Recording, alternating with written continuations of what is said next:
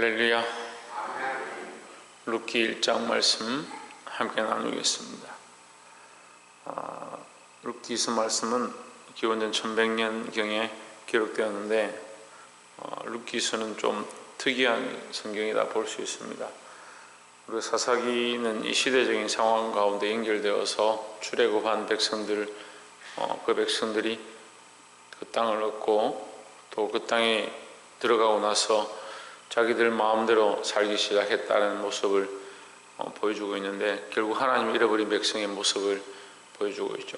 근데 그 사이에 룻기가 끼어 있습니다. 이 룻기는 그러면 무슨 의미냐, 우리가 그 의미를 좀 말씀을 통해서 바르게 보기를 소망합니다. 룻기 1장에 보면 사사들의 치리하던 때에 그 땅에 흉년이 드니라 유다 베들레헴에 한 사람이 그 아내와 두 아들을 데리고 모압 지방에 가서 우거하였는데 했습니다. 상황으로 보면 사사시대에 이스라엘 나라에 흉년이 들었는데, 흉년 든 것을 보고 그들이 먹고 살기 위해서 어디로 갔느냐, 모압 지방으로 갔다. 애굽 땅 근처로 간 거죠. 애굽 땅 근처로 갔다. 성경 우리가 볼 때 애굽은 세상으로 봐야 되는 것이고, 애굽으로 갔다는 것은 세상으로 갔다라고 볼 수 있습니다. 하나님의 언약의 백성이 하나님 주신 언약의 땅에 들어왔는데 그 땅에 흉년이 들었다고 해서 어디로 가느냐, 세상으로 가게 되는 모습을 보여주는 거죠. 근데 우리가 하나님 믿으면 다 복을 받고 교회 다니면 다 복을 받고 복이라는 기준이 잘 먹고 잘 살고 잘 될 거라 생각하고 있는데, 하나님 믿고 그리스도를 믿고 하나님 백성 된다고 해서 우리가 다 복 받고 이 땅에서 다 잘 되는 것은 아니죠. 그리고 특히 우리가 특별히 예수 믿는 사람들이 오히려 믿음으로 살지 않으면 하나님 앞에 징계함을 받거나 책망을 받는 일들이 많이 있습니다. 이 본문에도 보면 이 사사시대에다, 사사시대에 왜 흉년이 들었느냐, 이렇게 종합적으로 볼 수 있죠. 사사시대에 각기 왕이 없는 때에, 사사기 끝나는 말씀이 마지막에 뭡니까? 그들에게 왕이 없었더니, 이스라엘 백성이 왕이 없었더니 각기 자기 소견에 옳은 대로 행하였더라 했습니다. 그런데 룻기서 1장 시작하면서 뭐랍니까? 사사시대에 흉년이 들었더니 했습니다. 이렇게 연결해서 보면 어떻게 됩니까? 그 시대가 하나님 없이 각기 자기 소견에 옳은 대로 악하게 행함으로 말미암아 그들이 하나님 앞에 흉년이라는 이 징벌을 받게 되는 그런 모습을 보여줍니다. 흉년이 되고 나니까 그들이 뭘 찾아가냐, 먹을 것을 찾아서 어디로 갔습니까? 세상으로 돌아갔다는 거죠. 이것은 처음에 모세와 여호수아를 통해서 주신 언약, 그 백성들에게 명령하신 것, 그걸 완전히 잊어버린 거죠. 지금 잊어버린 게 하나님을 잊어버렸습니다. 하나님과의 언약을 잊어버렸습니다. 하나님의 백성임을 잊어버렸습니다.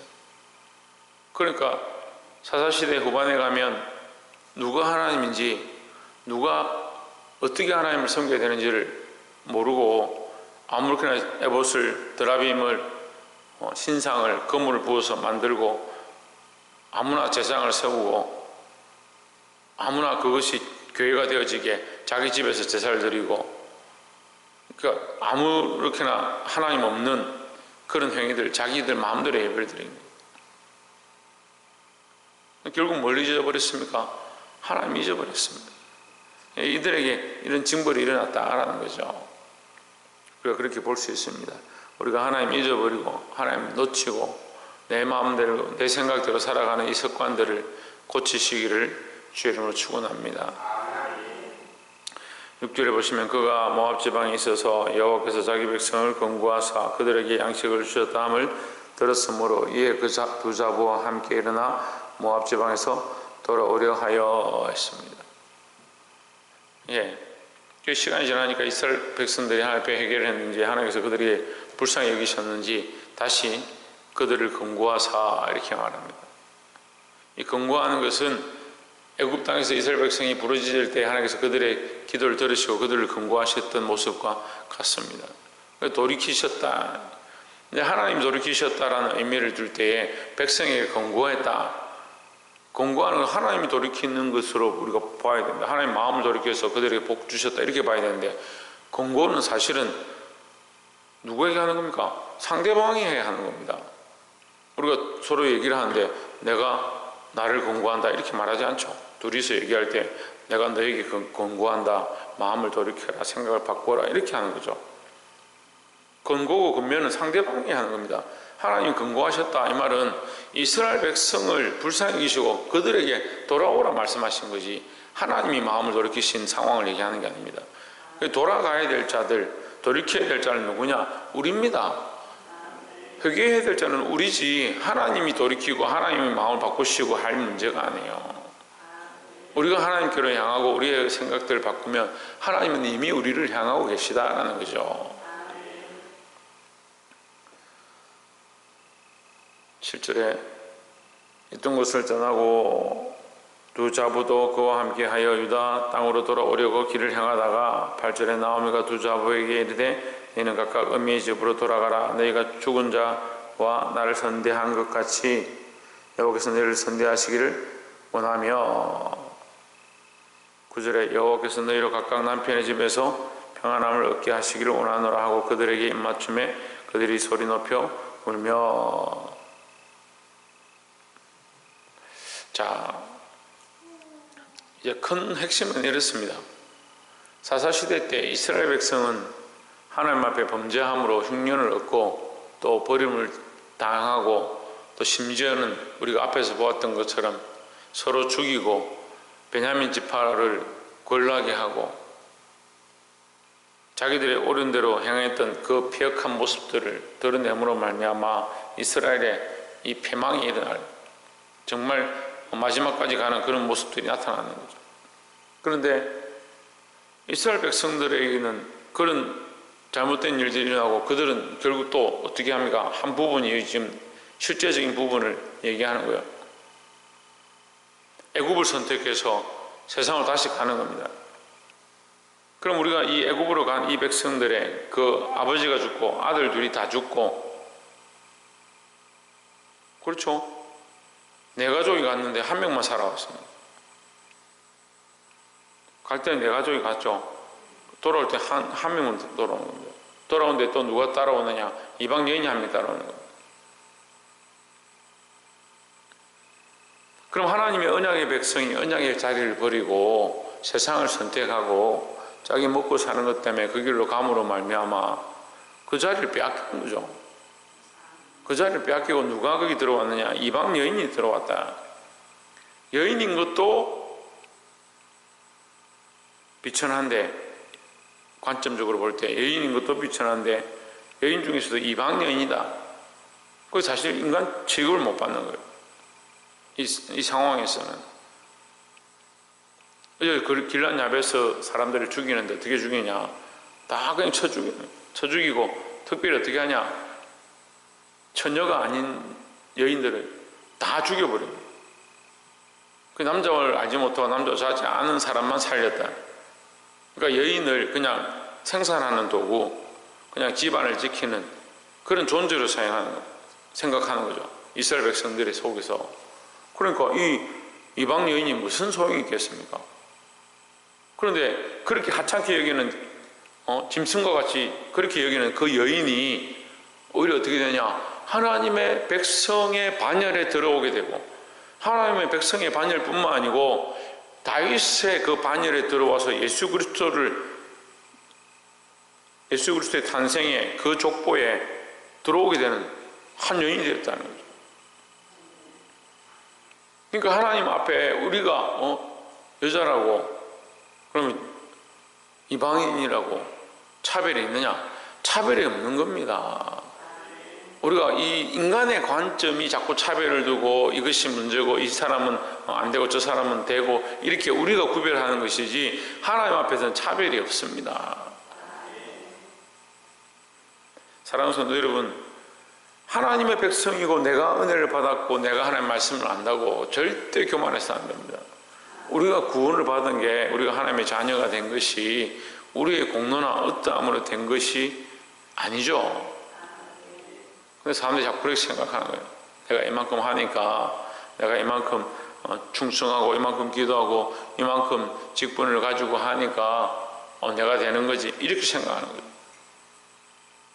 그래서 좋았던 믿음도 하나님 바라보았던 신앙들도 시간이 지나면 자꾸 변질되고 세상으로 가는 겁니다. 결국 나중에 이 나오미가 나를 베들레헴 사람들이 나오미가 왔다는 소식을 듣고 이 성이 소동했다. 그만큼 부자였고 유명했던 사람입니다. 나를 나오미라 하지 마라. 말하라. 내가 괴로운 자다. 괴로운 자. 나갈 때 그런 축복을 가지고 들고 나갔는데 왜 나가냐는 거죠. 재물을 보고 나간 거죠. 하나님 보고 나간 게 아닙니다. 먹고 사는 것 때문에 나간 거죠. 세상을 바라보고 먹고 사는 걸 바라보고 재물을 바라보니까 하나님 바라보지 못하는 거죠. 그러면 누가 봐도 이게 저주인 줄 아는 거예요. 그래서 온 가족이 같이 나갔는데 자기 혼자 살아요. 그것도 집안의 대를 이을 자. 성경의 기준은요, 창세기부터 이 대를 잇는 것을 중요하게 여기는데 대를 이을 자. 남편도 죽었습니다. 자식도 다 죽었습니다. 그 저주죠. 더 쉽게 말하면요, 자기들이 가져야 될 하나님 앞에 그 기업, 하나님 앞에 얻을 유업의 그 자리를 빼앗겨버린 거죠.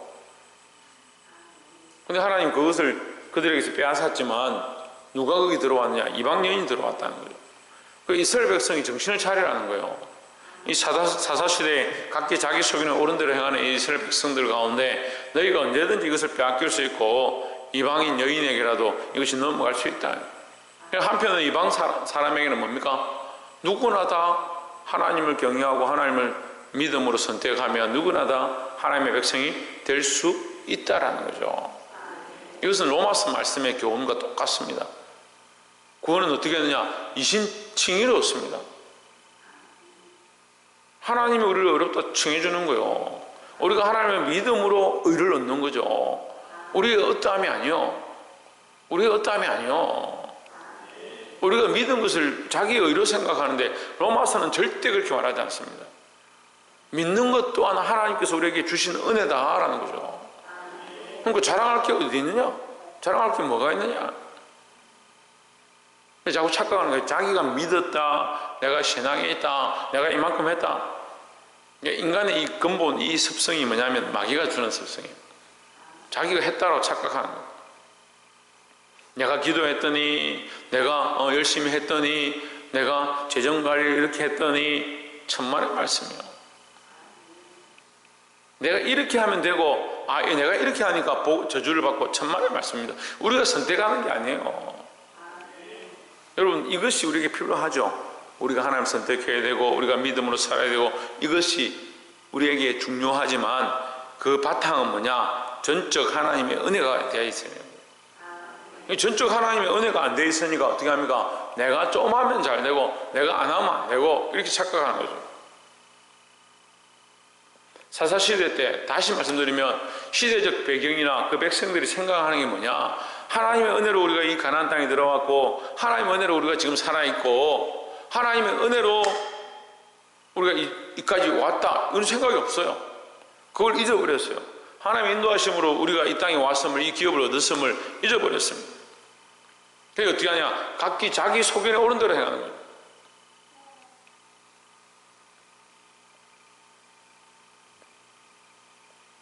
그 잘 되면 자기들이 한 거고 못 되면 남 탓을 하고 하나님 탓을 하고 그래서 어디를 선택합니까? 모압을 선택하는 거예요. 그 이스라엘 백성이 이 하나님 앞에 선택받은 백성임에 대한 그 생각 가운데 우리는 선택받은 백성이다. 그러니까 무조건 괜찮다. 천만의 말씀입니다.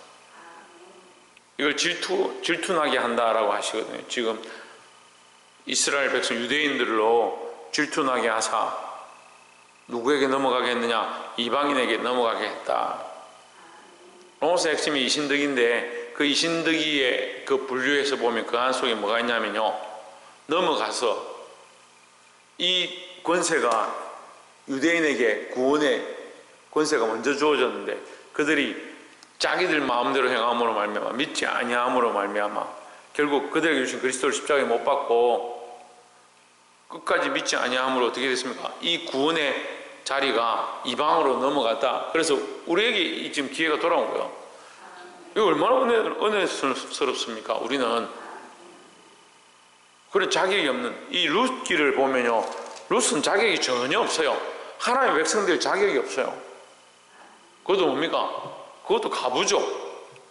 여러분 자격을 한번 보십시오. 딱 세 가지만 따져봅시다. 이방 사람이죠, 여자죠, 가부죠. 뭔 자격이 됩니까? 여자를 짐승처럼 생각했는데, 그것도 이방 여인은 그 다 죽이는 거예요. 남편이 있었던 여자들은 필요 없다는 거죠. 방금 앞장에서 그렇게 했어요. 다 죽이고 거기 400명 끌고 와가지고 베냐민의 지파에 줘라 할 만큼, 이방 여인도 아닌데 그거는 또 이스라엘 백성의 여자들인데,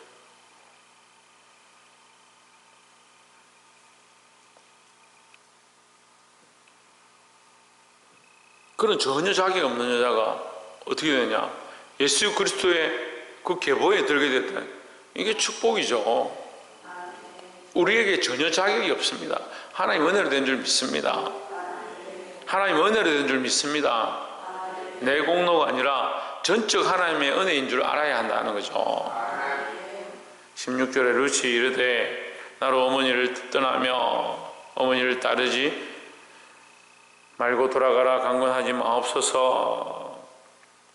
어머니께서 가시는 곳에 나도 가고 어머니께서 유숙하시는 곳에서 나도 유숙하겠나이다. 어머니의 백성이 나의 백성이 되고 어머니의 하나님이 나의 하나님이 되시리니 했습니다. 예, 이것이 신앙 고백이요. 나는 당신의 민족의 백성이 되고 나는 하나님의 백성이 되고 당신의 하나님이 나의 하나님이 되고 나는 하나님을 섬기겠다라는 거죠. 나는 여호와 하나님을 섬기고 하나님의 백성이 되겠다라는 겁니다. 이 이스라엘 백성 입장에서 보면요, 지금 뭐 하나님의 백성이 되겠다 해서 되겠느냐? 근데 결국 누가 선택했습니까? 이 여인이 선택했습니다. 결국 누가 선택합니까? 우리가 선택합니다. 믿음으로 선택하느냐 그렇지 않느냐.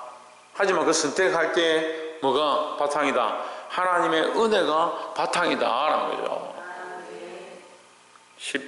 17절에 어머니께서 죽으시는 곳에서 나도 죽어 거기 장사될 것이라. 만일 내가 죽는 일 외에 어머니와 떠나면 여호와께서 내게 벌을 내리시고 더 내리시기를 원하나이다 했습니다. 하나님 앞에서 이미 이 여인에게 뭐가 있냐? 하나님을 향한 믿음과 신앙이 있는 거죠. 자기를 징벌하고 자기를 책망할 분이 누구냐? 하나님인 줄 아는 겁니다. 말씀을 맺겠습니다. 이 여인이, 이 룻이라는 여인이 왜 복을 받았느냐? 자기 믿음을 고백하는 겁니다. 믿음의 고백을 하는데 어떻게 하느냐? 목숨을 걸고 하나님을 믿겠다. 목숨을 걸고 하나님의 백성이 되겠다. 어떻게 보면 이 나오미가 너 때문에 지금 집안이 이 꼴이다. 이스라엘 백성들이 그 여인을 보고 돌로 쳐 죽일 수 있는 거예요. 그 여자 한 명 잘못 들여가 집안이 망한다. 우리 옛날에 그런 말이 있었잖아요. 여자 며느리 하나 잘못 들였더니 집안을 다 말아먹는. 그것도 이해가 안 되시면 더 심한 말로 서방 잡아먹는 며느리라고, 서방 잡아먹는. 그것도 이해가 안 되십니다. 이 얘기가 있은지 뭐 불과 얼마 안 됐습니다. 우리나라 시대적으로 볼 때 1100년 전에 기록된 말씀이에요. 얼마나 여자들 비천하게 생각했겠습니까? 그 여자인데, 이방 여자다. 근데 어떤 여자냐? 자기 남편이 죽었다. 자기 남편을 우리말로 하면 잡아먹었다. 이스라엘 백성에 가면 욕 듣고 돌로 맞아 죽을 수도 있는, 나오미의 입장에서 보면 너 때문에 우리 집안이 이렇게 됐다라고 할 수 있는 그런 입장인데, 결단코 나는 어머니를 떠나지 아니하고, 나는 결단코 하나님을 떠나지 아니하고, 내가 떠나면 하나님께서 내게 벌을 내리실 줄 믿습니다 하는 거죠. 뭐가 중요하냐? 시대적 관점이냐, 상황이냐, 관습이냐, 사람들이 어떻게 보느냐. 사람들은 각자 자기 소견에 옳은 대로 보는 거죠. 근데 우리는 누굴 봐야 합니까? 하나님 바라봐야 하고 예수 그리스도 앞에 서 있어야 되는 겁니다. 그래서 이 자격 없는 여인이, 사실 이 자격 없는 여인이라 하기 전에 이 자격 없는 우리가, 이 자격 없는 내가, 가능성 없고 자격 없고 할 수 없는 자가 하나님의 백성의 반열에 들었다, 하나님 나라를 소망한다, 하나님의 은혜를 경험한다, 이 사실을 여러분 늘 감사하시기를 주의 이름으로 축원합니다. 내가 믿을 수 있는 것, 내가 지금 하나님 앞에 하나님의 이름을 부르고 그리스도의 이름을 부르고 예배할 수 있는 것, 기도할 수 있는 것, 이 말씀을 볼 수 있는 것이 크신 은혜인 줄 생각해야 합니다. 저는 이 말씀을 보면서 항상 그런 생각을 해요. 야, 내가 성경을 읽을 수 있는 게, 이 말씀을 볼 수 있는 게 얼마나 큰 은혜냐. 불과 한 500년 전만 해도 성경을 볼 수가 없었어. 인쇄가 안 되고 글이 없으니까. 또 인쇄되어진 시대에도 성경을 보지 못하겠습니다. 그래서 결국 종교개혁이 일어나죠. 성경을 성도들에게, 평민들에게 주지 않았습니다. 지금 얼마나 이게 발달했습니까? 누구나 다 성경을 보고, 인쇄 안 돼도 이제는 뭐 핸드폰으로 다, 스마트폰으로 다 보죠. 모르면 그걸 조회하면 다 무슨 뜻인지 해석이 다 나오는 그런 세상이 되어버렸어요. 말씀이 이게 뭐 풍성한 거야. 그 말씀이 풍성하다 보니까 엉뚱한 소리도 많죠. 여러분 분별하시기를 주의 이름으로 축원합니다. 여러분 우리가 이것이 하나님의 은혜인 줄 알아야 합니다. 이게 하나님의 은혜인 줄 모르면 자기밖에 모르는 거예요. 자기 생각이 옳은 줄 착각하는 이 사사시대의 이스라엘 백성과 똑같다. 우리도 언제든지 하나님 앞에 버림받을 수 있다. 하나님의 백성이 버림받았는데 너희 일까 보냐, 유대인들이 버림받았는데 너희 이방인일까 보냐, 그렇게 생각해야지. 우리가 하나님의 백성 되었으니까 괜찮다 그렇게 생각하지 말고 항상 염려하고 깨어서 근신하고 하나님의 백성으로서 하나님의 은혜 위에 살아가고 이것을 놓치지 않기를 주의 이름으로 축원합니다. 기도하겠습니다. 우리 말씀을